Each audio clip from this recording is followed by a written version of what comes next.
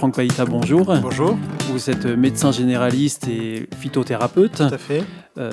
On pourrait ajouter que vous êtes aussi un chercheur. En tout cas, ouais, j'ai un cœur à essayer de découvrir des choses, effectivement. Oui. Et ce que vous cherchez à découvrir, c'est toutes les médecines qui existent, ou toutes, c'est peut-être exagéré, mais beaucoup de médecines qui existent en dehors de la médecine conventionnelle. En tout cas, dans ma pratique, rapidement, je me suis tourné vers d'autres outils comme la phytothérapie, micronutrition, par manque d'outils. Et en fait, par le public qui est venu me voir, eux-mêmes étaient dans d'autres pratiques médicales et ça m'a poussé à me poser des questions, à creuser, à chercher. Oui. Vous avez voulu en savoir plus. Exactement. Et alors, vous allez peut-être pouvoir éclairer notre lanterne aujourd'hui dans cette émission Sentez-vous bien sur la question d'une médecine qui vient d'Inde, je crois. Ouais. C'est l'Ayurveda. Exactement. De quoi est-ce qu'il s'agit ? Alors, l'Ayurveda, c'est effectivement une médecine, mais alors c'est toute une histoire, une culture. C'est une médecine on retrouve des textes, des premiers textes qui peuvent remonter à 2000 ans avant Jésus-Christ. Et donc là, c'est toute une histoire qui suit aussi l'histoire de l'Inde. Et donc, une médecine qui est très globale et qui veut travailler en préventif, en curatif et également, je dirais, sur le sens existentiel ou spirituel. Voilà, c'est un peu toutes ces dimensions qui sont intégrées dedans. D'ailleurs, on trouve de plus en plus dans le commerce des produits avec cette appellation. Oui, alors il y a des choses comme Yogiti ou les trucs Biogaia ou même ou des produits trucs ayurvédiques. Ah oui. En tout cas, c'est une réflexion de santé où effectivement la nutrition, toute l'alimentation a aussi sa place parmi les éléments thérapeutiques. Et alors, quels sont les principes de cette médecine ayurvédique ? Alors, en tout cas, ce sont des principes, c'est assez large parce que on veut aussi toucher l'individu tout entier, mais en tout cas sur des principes thérapeutiques. Par exemple, dans le côté préventif, on va avoir quelque chose qui s'appelle le panchakarma, c'est une cure qui a pour but de faire plutôt un travail de détoxication au travers de massages, au travers de lavements, au travers de sudation, etc. Donc là, on est plutôt en préventif. La place de la diététique aussi est très importante, avec une diététique qui va être plutôt adaptée au terrain de la personne, suivant des profils. On peut aussi parler de tout ce qui est la phytothérapie, en fait, donc l'utilisation de la plante ou des minéraux comme outil. Je pense que beaucoup de personnes connaissent une plante qui s'appelle l'ashwagandha, par exemple. Peut-être pas tout le monde, mais c'en est une qui est assez connue de l'Ayurveda, qui est une plante de soutien de l'organisme. Et puis, un autre point qui est intéressant aussi, on met dans une case appelée l'hygiène, mais c'est pas l'hygiène de propreté, mais c'est plutôt une hygiène de la santé, avec un soutien journalier, un soutien sur les saisons, soutien immunitaire, et puis le côté physique, sportif aussi avec le yoga qui est intégré.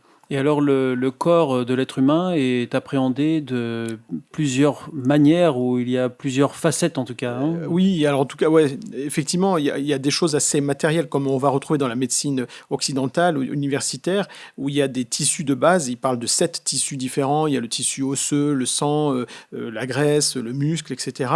Donc là, on est vraiment dans la matière. Mais après, ils vont aussi regarder le corps constitué de 5 éléments, les terres, le vent, l'eau, le feu et la terre, je crois. Et donc, ces 5 éléments sont regardés au travers de leurs propriétés et en disant que le corps va être constitué de ces 5 éléments et ça va former un terrain particulier avec des propriétés particulières. Et à partir de ces 5 éléments vont être déterminés, entre guillemets, 3 tempéraments qu'on appelle les doshas, qu'on appelle donc vata, pitta, kapha. Et donc, pour faire simple, on va dire c'est comme ça rejoindrait un peu la notion des tempéraments, mais que eux ils mettent avec aussi une dimension d'énergie, d'énergétique aussi. C'est ça, il y a un lien avec l'énergie aussi. Complètement. Et quelle est la différence fondamentale entre justement cette médecine ayurvédique et puis la médecine conventionnelle occidentale ? Alors, je dirais en tout cas 2 grands points, même si on pourrait en décliner beaucoup.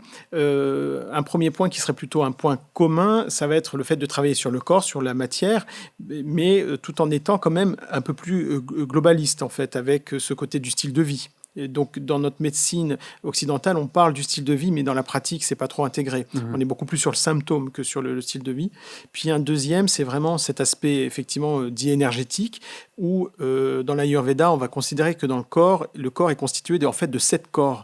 Le corps matériel, physique tel qu'on se voit, et autour desquels se superposent, comme en poupée gigogne, Ouais. 6 autres corps, dont le cinquième est l'ouverture du troisième œil, et le sixième, la prise de conscience qu'on est divin et un avec le grand tout, en fait. Et là, on commence à rentrer dans d'autres sphères, en Alors, fait. voilà, en tout cas, eux, ils cherchent à développer aussi cet aspect-là, spirituel et tout ça, et voilà. Et alors vous, en tant que médecin et chrétien, quel regard vous posez sur cette médecine ayurvédique? Alors, il y a quelque chose de très beau, je trouve, dans cette prise en charge globale, où ça s'intéresse à toutes les dimensions de l'individu. Ça, c'est très intéressant.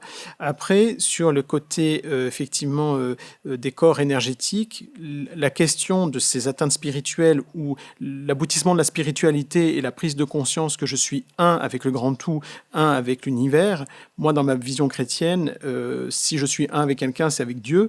Et s'il y a une action qui se fait au travers de moi, c'est pas au travers des énergies, mais à travers du Saint-Esprit. Donc, c'est un point sur lequel, pour ma part, dans mes convictions de vie, je n'irai pas.